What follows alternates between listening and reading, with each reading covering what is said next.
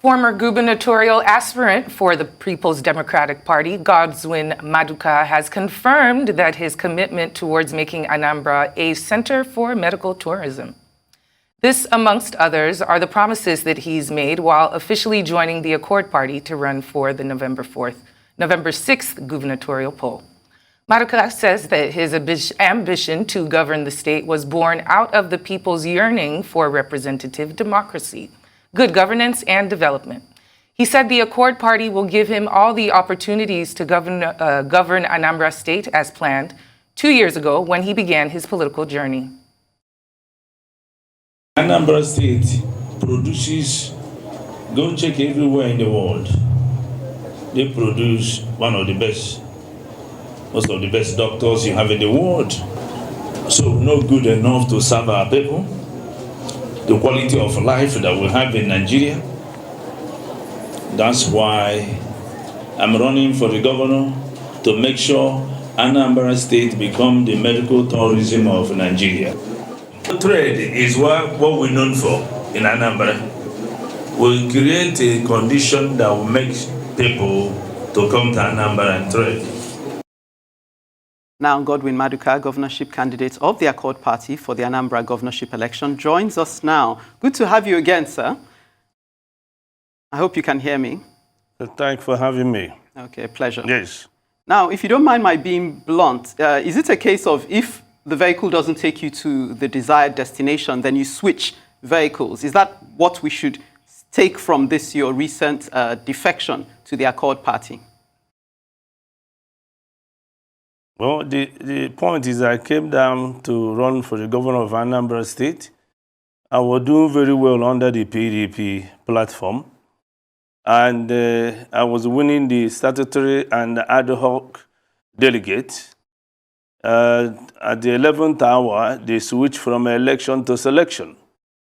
My motive of being here is to become the governor and expand my philanthropic work and bring, like I said, bring medical tourism to Anambra, and among other things I want to do. But if the party, which is the PDP, decided to do what they decided to do, and there were so many factions of them, I don't want a vehicle that is broken to take me to my destination. So I have to find a new vehicle to get to where I need to go. For those watching, I guess they will wonder if this is not you fulfilling a personal ambition by all means, just becoming a governor. But my question to you is, why the Accord Party? And where do you derive the confidence that this was the best move for you? And what are your chances against the other major political parties, such as APGA, that has governed the state for almost 16 years, and the likes of the All Progressives Congress or the People's Democratic Party? Excellent. We need to know that people in Anambra are not going to be voting for party anymore. They're going to be voting for the individual running for the governor, irrespective of where they come from, which party they decide to use. When I enter politics, I enter there for what I can offer my people, not necessarily the party. At that point, the PDP seemed to be the most viable option. But towards the end, it becomes in disarray. Now, choosing Accord, there's two reasons. I checked into the party structure.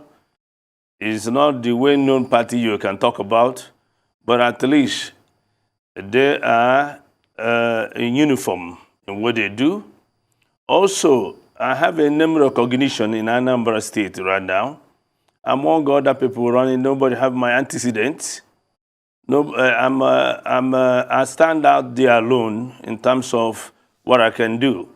So choosing Accord is something that I have to think about for a long time. Also, I have added the advantage that Accord is #1 in the ballot paper. So all I need to do now is to get my face to go with Accord so that Anambra people will realize that Dr. Godwin Maduka, who was the major candidate in the PDP, now has switched party to Accord, so that on the election day, November 6th, it won't be hard to find me. You find Accord, you have found Dr. Maduka. Okay. All right, thank you for that, sir. What are your plans for the women and the youth in terms of the roles that they would play in this, the leadership roles that they would play in this position? Can you speak on that? Yeah, I mean, you're talking about when I do become a governor or in my campaign? Yes, yes. In the campaign and during your, eventually. And yes, especially during the campaign. In my organization in US, yes. You know, I have been a man who's been brought up by a strong woman. My father left very early. And that I have seen what women can do and youth. Now, we can check with anybody else, both home and abroad. In my organization in US, almost 80 to 90% have been women and youths, mostly women. And back here in Nigeria, running for campaign now, there's a lot of youths and women. Frankly, they're the majority. I find the strength in working with them because they have hunger for progress, they have hunger for achievement, they have hunger, and they follow the guideline. So in my administration, of course, there will be a lot of women and youths. In my 10-point agenda, if time ever permits, I will lay it down here, what I plan to do for Anambra. But one of them is women and youth empowerment. Because I think they have been underutilized in this country, and that's why we keep going doing the same old thing instead of moving forward. So in my campaign, they can check. Most of them are, again, women and youths, and that's how they will also represent in my administration upon becoming the governor of Anambra State. Okay, we look forward to seeing that play out. But in the meantime, you spoke of when you're under your previous party, the agenda shifting from election to selection.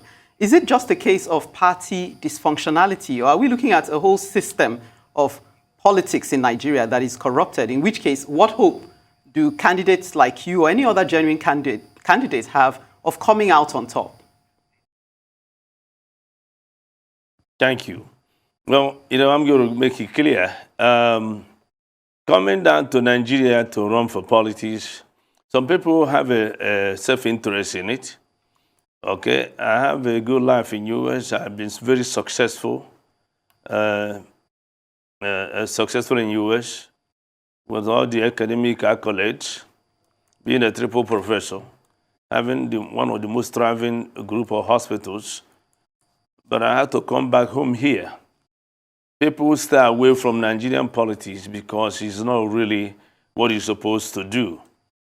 There's a dysfunctionality, yes, in the politics.